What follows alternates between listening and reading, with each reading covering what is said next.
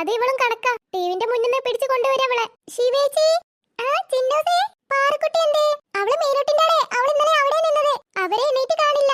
ഞാൻ പോരുമ്പോ അവരെ എണീറ്റില്ല. മോള് പോയി നോക്ക്. നോക്കാനൊന്നുമില്ല, അവൾ എണീറ്റ് കാണില്ല. സ്കൂളെല്ലാം തന്നെ അവക്ക് എണീക്കാൻ ഭയങ്കര മടിയാ. എന്നാ ഞാൻ പിന്നെ വരാം. വേണ്ട, മോള് പോയി നോക്ക്. പിന്നെ ഗൗരി ഉണ്ടല്ലോ അവിടെ. അവളും കണക്കാ. എന്തോ ഭാഗ്യത്തിന് ഇന്ന് നേരത്തെ എണീറ്റിട്ടുണ്ട്. ചിന്നോ, ഞാനുണ്ട്. എങ്ങോട്ട്? അമ്മേ, മതി അമ്മേ. എന്റെ ശിവ, നീ ഒന്ന് അടങ്ങി നിൽക്കുന്നുണ്ടോ? ചിന്നുട്ടി, നീ പൊക്കോ, ഞാൻ വരാം. അമ്മേ മതി, ഇന്ന് നല്ല ഫിലിമൊക്കെ ഉണ്ട്. ഞാൻ പോയി കാണട്ടെ. ശിവ, നിനക്ക് കാണേടി. ഇതൊന്ന് കഴിഞ്ഞിട്ട് ഏട്ടത്തി പേനുണ്ടോ? അവിടെയും ഇവിടെയൊക്കെ ഓരോന്നുണ്ട്. ഓ, അതിനാണോ അമ്മ ഇങ്ങനെ നോക്കുന്നേ? ഇപ്പഴേ എടുത്ത് തീർത്തിയില്ലെങ്കിലേ ഒരുപാടുണ്ടാവും.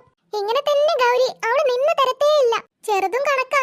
അത് തന്നെ ഇവിടുത്തെ ഈ അവസ്ഥ. അല്ല ഏട്ടത്തി, അമ്മ വന്നിട്ടില്ലല്ലേ? ഇല്ലടി, നാളെ വരാ മതി. പ്രിയ വിടുന്നില്ലത്രേ. അച്ഛമ്മക്ക് ഞങ്ങളെയും കൊണ്ടേക്കൂടായിരുന്നോ? ആ, ബെസ്റ്റ്.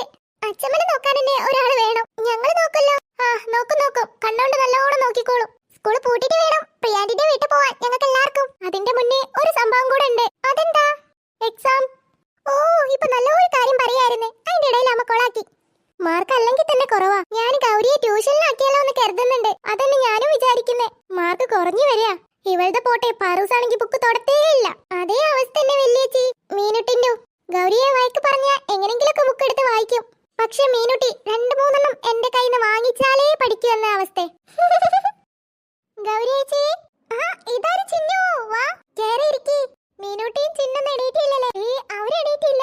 അമ്മയും ഞാനും 100 തവണ വിളിക്കും മീനുട്ടിയെ, എന്നാലും അവളെ എണീക്കത്തില്ല. അതുപോലെ തന്നെ പാറൂസും. ആന്റി എത്ര തവണയാ അവളെ വിളിക്കാറ്? ഗൗരിയേച്ചി എന്താ പറഞ്ഞേ? എന്ത് പറയാനേ, നിന്റെ നല്ല കാര്യങ്ങളെ നിന്റെ ഫ്രണ്ടിനോട് പറഞ്ഞു കൊടുക്കായിരുന്നേ. ഞാൻ കേട്ടു ചേച്ചി പറഞ്ഞത്. അതിനിപ്പോ എന്താ? അല്ല ചേച്ചി, ഞാനൊരു കാര്യം ചോദിക്കട്ടെ? ചോദിക്കേ. അല്ല, ഇന്നെന്താ നേരത്തെ എണീറ്റേ? ഈശ്വര, ഇവള് കൊളാക്കല്ലോ. ഞാനെന്താ നേരത്തെ എണീക്കാറുണ്ടല്ലോ. പിന്നെ ഞാൻ നിന്നെയല്ല പറഞ്ഞത്, ഞാൻ മീനൂട്ടിയുടെ കാര്യം പറഞ്ഞേ. നീയും ഞാനും നേരത്തെ എണീക്കാറുണ്ടല്ലോ. ഇതെപ്പോ?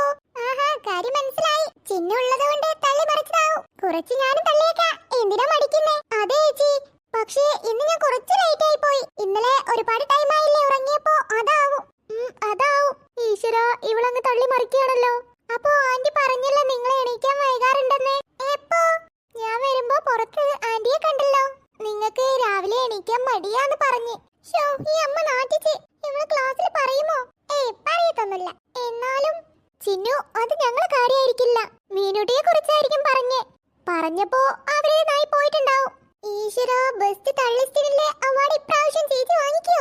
ആ, ഞാനും കൂടിക്കൊടുക്കാം. അതെ, മീനുട്ടിയെ കുറിച്ചായിരിക്കും പറഞ്ഞേ. അവക്ക് രാവിലെ എണീക്കാൻ നല്ല മടിയാ. ആന്റിന്റേന്ന് ഒരു ദിവസം അവക്ക് 100 അടിയെന്നെങ്കിലും കിട്ടും. അത്ര വേണ്ടിയിരുന്നില്ല. ഓ, ഇവള് തള്ളി ഇത് കൊളാക്കുന്ന തോന്നുന്നേ. ഒരു ദിവസം 100 അടിയോ?